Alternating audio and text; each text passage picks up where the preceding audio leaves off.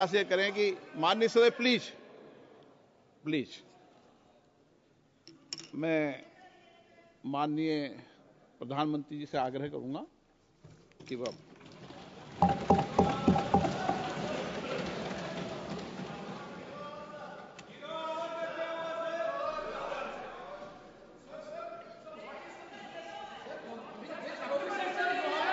माननीय अध्यक्ष जी,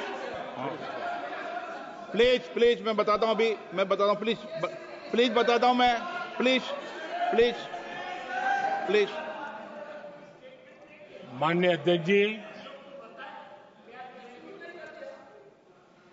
माननीय अध्यक्ष जी,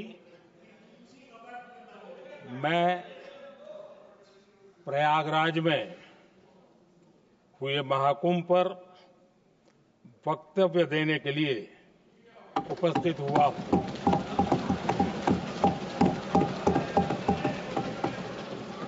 आज मैं इस सदन के माध्यम से कोटि कोटि देशवासियों को नमन करता हूं, जिनकी वजह से महाकुंभ का सफल आयोजन हुआ।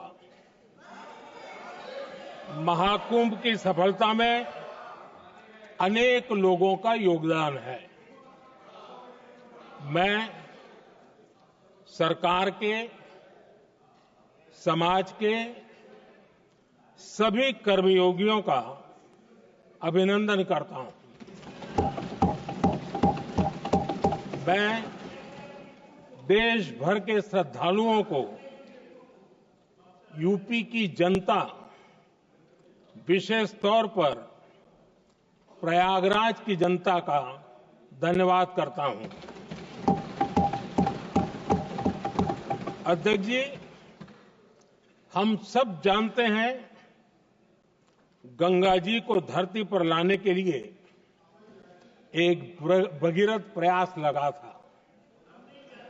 वैसा ही महाप्रयास इस महाकुंभ के भव्य आयोजन में भी हमने देखा है।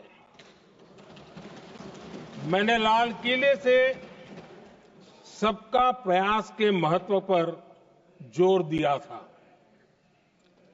पूरे विश्व ने महाकुंभ के रूप में भारत के विराट स्वरूप के दर्शन किए। सबका प्रयास का यही साक्षात स्वरूप है। ये जनता जनार्दन के संकल्पों के लिए, जनता जनार्दन की श्रद्धा से प्रेरित महाकुंभ था। आदरणीय अध्यक्ष जी, महाकुंभ में हमने हमारी राष्ट्रीय चेतना के जागरण के विराट दर्शन किए हैं। ये जो राष्ट्रीय चेतना है, ये जो राष्ट्र को नए संकल्पों की तरफ ले जाती है, ये नए संकल्पों की सिद्धि के लिए प्रेरित करती है। महाकुंभ ने उन शंकाओं, आशंकाओं को भी उचित जवाब दिया है जो हमारे सामर्थ्य को लेकर कुछ लोगों के मन में रहती है। अध्यक्ष जी, पिछले वर्ष अयोध्या के राम मंदिर प्राण प्रतिष्ठा समारोह में हम सभी ने ये महसूस किया था कि कैसे देश अगले 1000 वर्षों के लिए तैयार हो रहा है। इसके ठीक 1 साल बाद महाकुंभ के इस आयोजन ने हम सभी के इस विचार को और दृढ़ किया है। देश की ये सामूहिक चेतना देश का सामर्थ्य बताती है। किसी भी राष्ट्र के जीवन में, मानव जीवन के इतिहास में भी अनेक ऐसे मोड़ आते हैं जो सदियों के लिए, आने वाली पीढ़ियों के लिए उदाहरण बन जाते हैं। हमारे देश के इतिहास में भी ऐसे पल आए हैं जिन्होंने देश को नई दिशा दी, देश को झकझोर कर जागृत कर दिया। जैसे भक्ति आंदोलन के कालखंड में हमने देखा कैसे देश के कोने कोने में आध्यात्मिक चेतना उभरी। स्वामी विवेकानंद जी ने शिकागो में एक सदी पहले जो भाषण दिया वो भारत की आध्यात्मिक चेतना का जयघोष था। उसने भारतीयों के आत्मसम्मान को जगा दिया था। हमारी आजादी के आंदोलन में भी अनेक ऐसे पड़ाव आए हैं।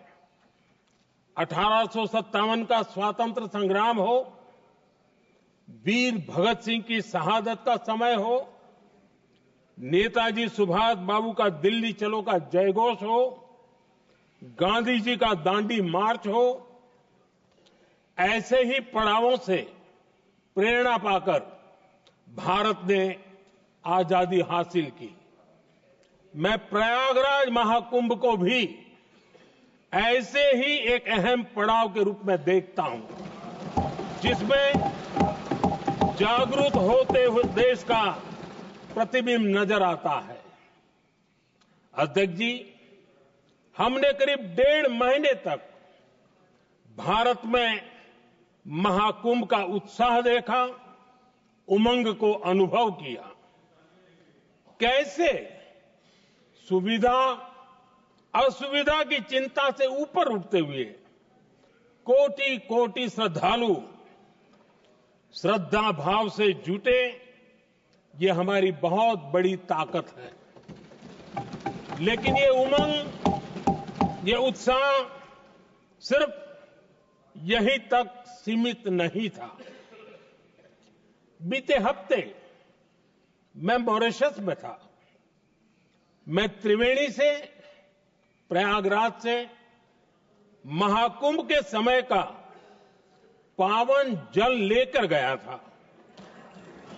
जब उस पवित्र जल को मॉरिशस के गंगा तालाब में अर्पित किया गया तो वहां जो श्रद्धा का, आस्था का, उत्सव का माहौल था वो देखते ही बनता था। ये दिखाता है कि आज हमारी परंपरा, हमारी संस्कृति, हमारे संस्कारों को आत्मसात करने की, उन्हें सेलिब्रेट करने की भावना कितनी प्रबल हो रही है। अध्यक्ष जी, मैं ये भी देख रहा हूं कि पीढ़ी दर पीढ़ी हमारे संस्कारों के आगे बढ़ने का जो क्रम है वो भी कितनी सहजता से आगे बढ़ रहा है। आप देखिए, जो हमारी मॉडर्न युवा पीढ़ी है ये कितने श्रद्धा भाव से महाकुंभ से जुड़े रहे, दूसरे उत्सवों से जुड़े रहे हैं। आज भारत का युवा अपनी परंपरा, अपनी आस्था, अपनी श्रद्धा को गर्व के साथ अपना रहा है।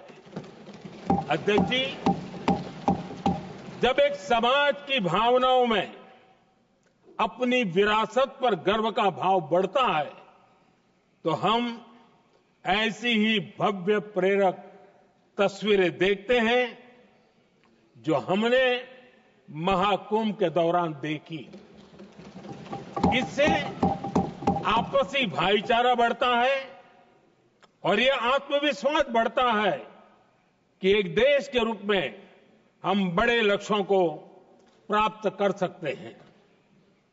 अपनी परंपराओं से, अपनी आस्था से, अपनी विरासत से जुड़ने की ये भावना आज के भारत की बहुत बड़ी पूंजी है।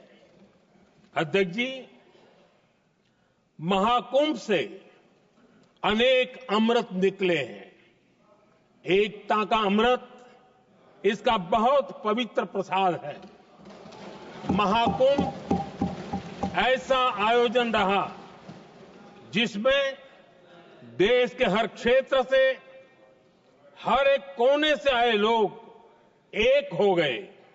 लोग अहम त्याग कर वयम के भाव से, मैं नहीं हम की भावना से प्रयागराज में जुटे। अलग अलग राज्यों से लोग आकर पवित्र त्रिवेणी का हिस्सा बने। जब अलग अलग क्षेत्रों से आए करोड़ों करोड़ों लोग राष्ट्रीयता के भाव को मजबूती देते हैं तो देश की एकता बढ़ती है। जब अलग अलग भाषा बोलियां बोलने वाले लोग संगम तट पर हर हर गंगे का उद्घोष करते हैं तो एक भारत श्रेष्ठ भारत की झलक दिखती है, एकता की भावना बढ़ती है। महाकुंभ में हमने देखा है कि वहां छोटे बड़े का कोई भेद नहीं था। ये भारत का बहुत बड़ा सामर्थ्य है।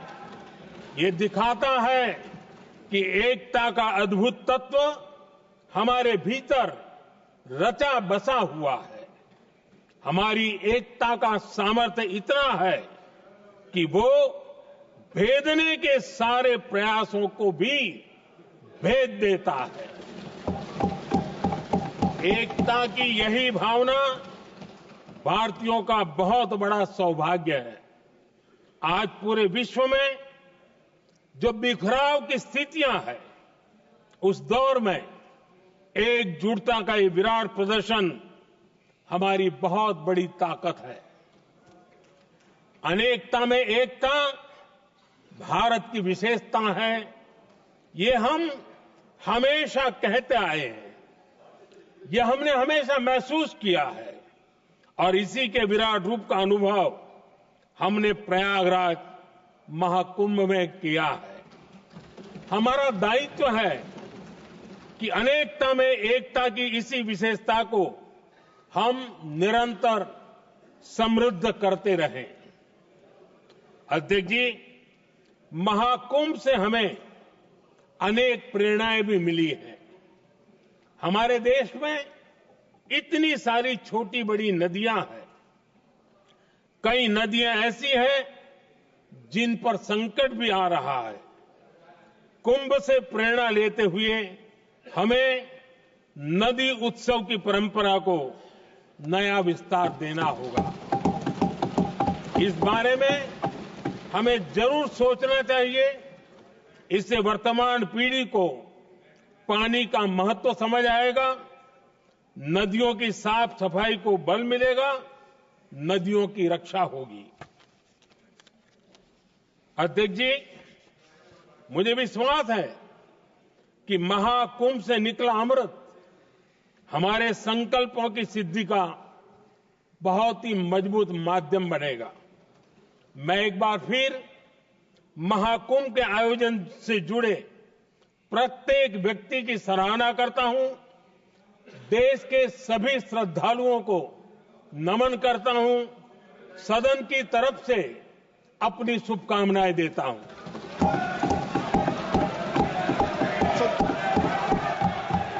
नियम 372 एक